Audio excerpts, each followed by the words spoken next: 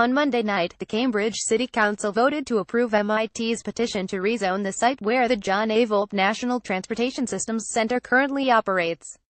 In an agreement with the federal government, MIT will build a new headquarters for the Volpe Center on approximately 4 acres of the parcel, and now with the city's zoning approval, the institute will advance a detailed plan to redevelop the remaining 10 acres. MIT's proposal includes housing, commercial and lab space, retail, open space, and a variety of active community uses. The Kendall Square innovation ecosystem has demonstrated a remarkable capacity to reinvent itself and evolve over time, says MIT President L. Raphael Reif.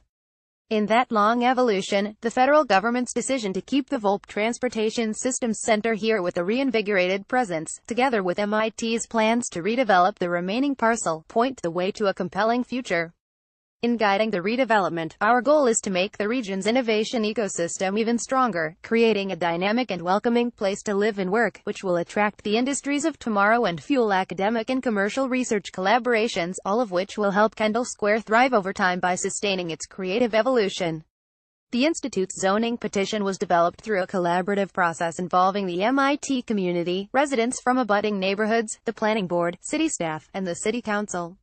Its components include approximately 1.7 million square feet of commercial development, including retail and active street uses, approximately 1,400 housing units, representing 40% of the development, and including 208 permanently subsidized affordable units and 20 middle-income units, a minimum of 5% innovation space for entrepreneurship and incubator activity, approximately 2.5 acres of open space on the Midtown land, which is a minimum of 25% of the site, height limits ranging from 170 feet to 500 feet. One residential building is slated for a potential 500-foot height, and retail and active street uses in a minimum of 65% of ground floors on the main streets of the parcel.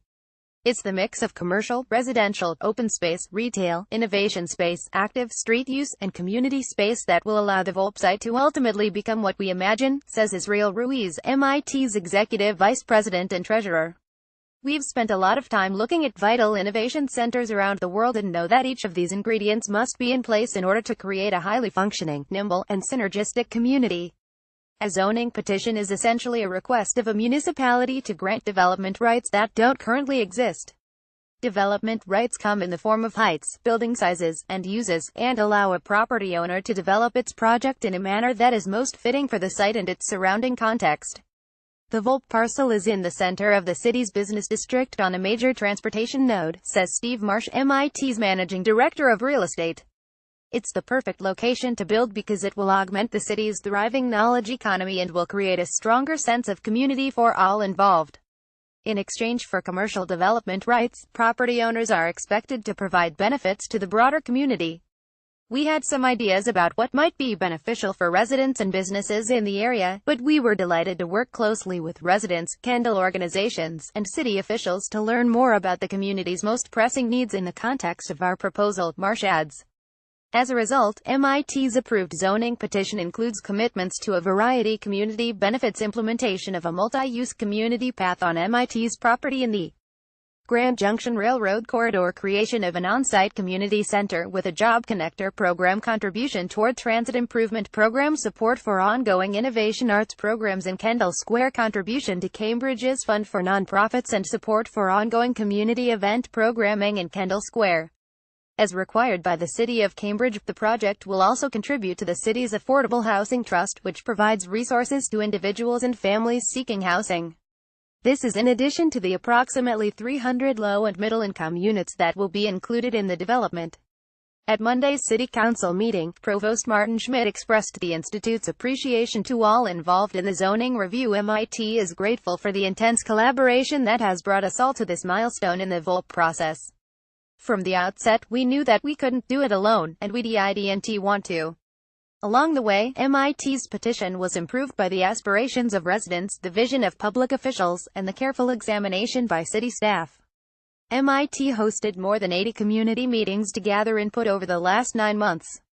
We tried to collect feedback in a variety of ways, says Sarah Gallup, MIT's co-director of Government and Community Relations. We planned traditional meetings with presentations and discussions, interactive workshops to promote dialogue, and large-scale events including a block party and a hub week showcase called MIT Kendall Square Innovation Playground, to demonstrate what could be on the Volpe site. In response to the urging of MIT graduate students and the City Council, the zoning also includes a commitment to build 950 new graduate student units, which will allow the institute to house more than 50% of its current graduate student population on campus. At the recent groundbreaking of MIT's newest graduate residence hall, MIT Chancellor Cynthia Barnhart said the new 450-unit facility will not only increase MIT's graduate student housing stock, but will provide an exciting center for our students to connect with the world, including other members of the MIT community, residents of the city of Cambridge, Kendall-based entrepreneurs, and innovation and industry partners. Approximately 40 people spoke at Monday's City Council meeting during the public comment period, predominantly in favor of approving the zoning petition. Supporters cited the proposal's community benefits and specific zoning components that they believe are good for the city, such as affordable housing, the community center, the Grant Junction Community Path, the Job Connector program, and the publicly accessible open space. After a lengthy discussion among city councilors, the body moved to approve the zoning petition. In summarizing the effort, Cambridge Mayor Denise Simmons said, "We have a good relationship with MIT, and we will continue to have productive dialogue. This is the first step in a series of steps. Now that the City Council has approved the zoning for the site, the next step for the Volpe project will be formulation of a planned unit development, or PUD, for the parcel. The PUD will further define the buildings, uses, and spaces for the overall proposal. This work will be done in conjunction with the planning board and city staff within the context of a public review process." Once built and operating, MIT's Volpe development will contribute an estimated $23 million in taxes annually to the city of Cambridge on what was previously a tax-exempt site. More information about the Volpe project is available at volpe.mit.edu.